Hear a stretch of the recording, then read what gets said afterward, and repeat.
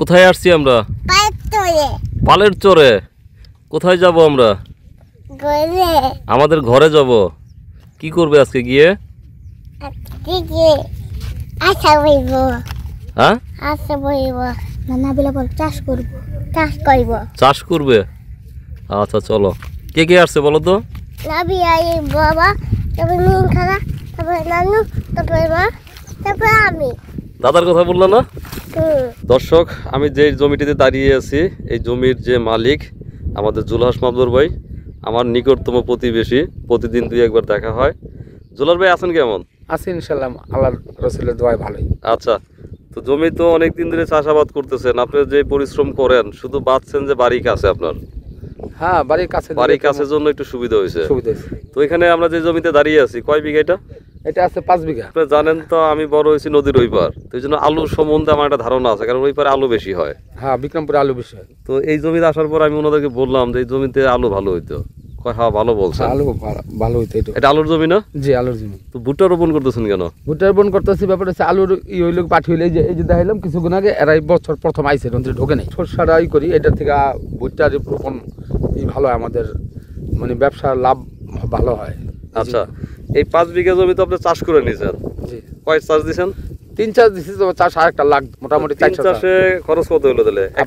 এক চাষে আপনার যায় আপনার এই আপনার 500 করে দেন না 600 করে? 500 নেয়, 600 নেয়। তা আমাকে মোটামুটি আমি এখনো রেট ভাঙি নাই, 600 করে চাই। ধরেন আমরা 600 ধরলে 1 বিঘায় পড়তেছে 1800 টাকা। 3 চাষ দিলে 1800 হলে 5 18 90।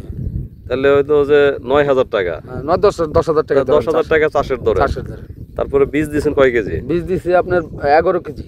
11 কেজি। কত করে কেজি আনছিলেন? এটা 700 টাকা। তো 7,700 আনানোর খরচ আছে 8,000 টাকা। 8,000 আর 10,000 18,000। সার দিচ্ছেন কয় বছর? সার আপনার 5টা আপাতত দিছি, আরো আপনার 7টা দিব। সারের দাম তো এখন একটু বেশি। হ্যাঁ, সারের দাম বেশি। 13,500 টাকা বস্তা। 1350 টাকা বস্তা। তো সেই সার আমি প্রথম দিকে আনছিলাম মানে 1120 টাকা। আমি 1120 টাকা করে, 1150 টাকা করে আনছিলাম। কিন্তু এগুলো যারা দূরে থাকে ওনাদেরকে বোঝানো যায় না।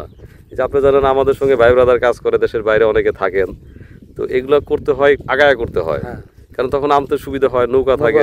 এখন তো আমাদের আনতে গেলে তো খরচ বেশি। আর এই যে লোক কাজ করতেছে কয়জন, এদের শ্রমিকের বিল আছে না, খাবারের বিল আছে? হ্যাঁ, আছে মোটামুটি। এদের মনে করেন খাওয়াইলে কারো দিতে হয় 500, কারো 600, 3 বেলা খাওয়াইয়া। ওইটার ইয়ের উপর নির্ভর করে, মানে কাজের উপর। কেউ দেখা গেছে, আমার একটা লোক আছে, ওর 12 মাস কাল রাখে, ওরা দিয়ে 600 টাকা। আর এই জমিতে 5 বিঘা রোপণ করতে গেলে ওনারা যেভাবে রোপণ করতেছে, এটাও তো সঠিক পদ্ধতি না। তো এইভাবে করাচ্ছেন কেন? সময়ের কারণে? সময়ের বাঁচার জন্য, সময় বাঁচানোর জন্য।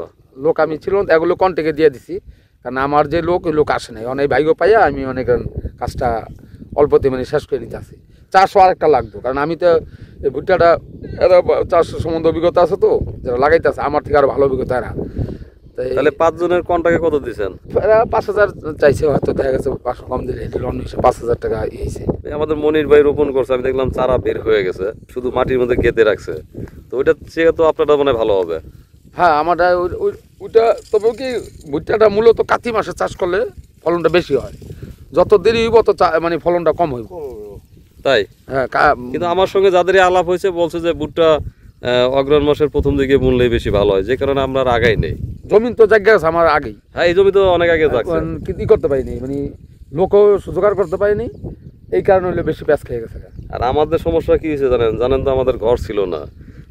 দিন গেছে কিন্তু 400 টাকাও রোজ গেছে। ঘরটা থাকলে কিন্তু আমাদের লোক একবারে 20 জন খাটায় নিলে টাকাও খরচ কম হতো, জিনিসটা দ্রুত হয়ে যেত। কিন্তু আগামী বছর এই ঝামেলা থাকবে না। আগামী বছর তো আপনার আমার জমি তো সবার আগে জেগে যায়। এই অঞ্চলের ভিতরে সবার আগে আপনার জমি জাগে, এরপর পাশাপাশি আপনার পাশাপাশি। হ্যাঁ, তো আমরা আগামী বছর যদি আল্লাহ বাঁচায় রাখে, যদি এখানে যদি আরো ভালো কিছু করতে পারি, তাহলে একবারে ধরেন বদলা নিব একবার 50 জন। এটা মূলত ঝাপা কাজই করতে হয়, মানে একবারে মানে কাজটা সেরে নিলে আপনার সব কিছুর বীজ যদি তারা একসাথে করা যায় তাহলে সবচেয়ে ভালো হয়। আর যদি মানে দিয়ে করেন আর গ্যাপ তা ফলনটা হয় না, দুর্বল হয়ে যায় না। দুর্বল হয়ে যায়। ধরেন আমি 5 বিঘা জমিতে মরিচ রোপণ করলাম, আমি যদি একবারে নিয়ে দিতে পারি একদিনে তাহলে আমার কিন্তু 10,000 টাকা সেভ হইতে পারে। সেভ হইবে, কিন্তু ফলনটাও ভালো হবে। ফলন ভালো হবে না? ফলন ভালো হবে। দর্শক, জামাল ভাই এগিয়ে যাচ্ছে বাড়ির দিকে। সন্ধ্যা হয় আর আমার মেয়ে কাঁদে উঠেছে। জামাল ভাই, হ্যাঁ ভাই বলেন কেমন লাগছে সারাদিন? আলহামদুলিল্লাহ ভাই, ভালোই। আচ্ছা, এই যে আমার মেয়ে যে কাঁধে উঠছে, মেয়ে ছোট মানুষ তো হাঁটে যেতে আর অন্য জনে কাঁধে নিয়েছে। আজকে তো মূলা তুললাম, হ্যাঁ যদিও খুব বেশি দাম নাই এখন, কিন্তু ইয়ে আছে ওখানে, পুঁই শাক আছে, ঢেঁড়স আছে। তো জায়গাটা পরিষ্কার করার জন্যই সবাই মিলমিশ করে তুললাম আর কি। আর এর মধ্যে আমরা তো একটু কাঁচা তরকারি বাজার কিন্তু গত এক সপ্তাহে কম করছি ভাবি আসার পরে। আপনার ভাবি আসার পর থেকে আমাদের তরকারি খরচাটা একটু কম হয়েছে, নাহলে এমনি তো ধরেন যারা যে এখানে যারা বদলা রান্না বান্না করতো তারা তো আর এত তুলে তো আর রান্না বান্না করতো না, তখন আমাদেরকে সম্পূর্ণ কেনাকাটার পরে এদেরকে খাওয়ানো লাগতো। হ্যাঁ ভাবি লাল শাক, মূলা শাক, মূলা, মাছ, শুধু আলু কিনছি কখন যখন দেখছি যে মুরগি আনছি, এছাড়া আলু কিনতে হয় নাই। আর ভাবি প্রতিদিন সকালে শুধু খিচুড়ি খাওয়ায়, যদি খিচুড়ি আমার খুব প্রিয়। কিন্তু এখন এতগুলো মানুষের যদি রুটি বানাতে হয় তাহলে তো সময় লাগবে বা আরো অন্য ইয়ে লাগবে। আমাদের তো রুটি বানানো তো ধরেন বেলুন পিঠা লাগে বা হয়তো একটা তাওয়া লাগে, এগুলো তো নাই এখানে। না রুটি খাওয়ায় না, এখানকার মানুষজন যা খাওয়ায় সেই হিসেবে আলহামদুলিল্লাহ ভাবির পরিশ্রমে এবং আমরা দুই ভাই কিন্তু চেষ্টা করতেছি ওদেরকে একটু, আমরা তো সারাদিন ওদের সাথেই খাই, তো আমরা যা খাই ওরাও একই সাথে খাই। তো সেটা ধরেন আমাদের ধর্মে বলা আছে যে তুমি সেইটা খাইতে দিও না যেটা তুমি খাও না, তুমি সেই পোশাক পরতে দিও না যে পোশাক তুমি পরো না, এরকম একটা কথা কিন্তু ধর্মে আছে। তো আমরা কিন্তু সেটা পালন করে আসছি যে না একসাথে খাই, কম বেশি ভালো হোক খারাপ হোক সবাই একসাথে খাই। কারণ সকাল দুপুর তো আমরা দুজন এখানে ভাবি সহ এখানেই খাই। আজকে যেমন আরেকটা কথা বলি, আজকে যেমন একটা ভাই আমাদের আসছে, মামুন ভাই বলছে যে ভাই আপনারা আমাকে চিনেনি না, অথচ ভাই বলছে যে ভাই দুটো খাওয়া দাওয়া করে নেন।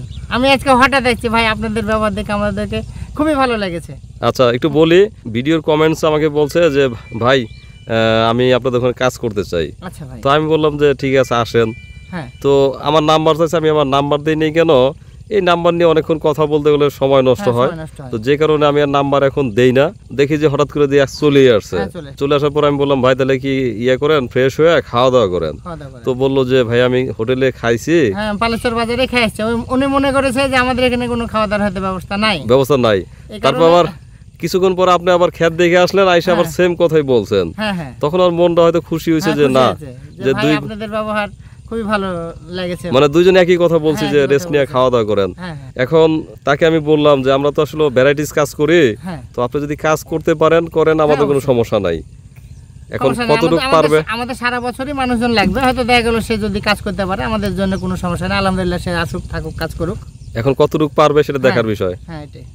আচ্ছা চলেন, সন্ধ্যা হয় চলেন যাই। দর্শক আমরা প্রতিদিনই জামাল ভাই হাঁটেন, আমি একটু কথা বলি। দর্শক আমরা প্রায় দিনই এই টাইমে জামাল ভাই এবং ভাবি সহ ফয়সাল সহ আমরা এরকম যাই। তো নদীর পাড়ে যেতে যেতে আমাদের প্রায় 25-30 মিনিট লাগে, কারণ হচ্ছে আমাদের ফয়সাল একটু খুব ধীর গতিতে হাঁটে। তো ভাবি বা আমরা জামাল ভাই সহ আসলে আমরা সবাই ধীর গতিতে হেঁটে আমরা খেয়াঘাটে যাই, তারপরে ওই পার গিয়ে একটু চা খেয়ে বাসায় চলে যাই। আর সকালেও কিন্তু আমরা এখানে খুব সকালে চলে আসি, সকালে এসে এখানে রান্না বান্না করেন ভাবি, দুপুরে রান্না করেন, তারপরে আমরা সবাই একসাথে খাওয়া দাওয়া করি, কাজ করি। তো আলহামদুলিল্লাহ আমরা মজায় আছি, ভালো আছি। বাকিটা আপনারা দোয়া করবেন, আপনাদের ভালোবাসায় রাখবেন। ভালো থাকবেন সবাই।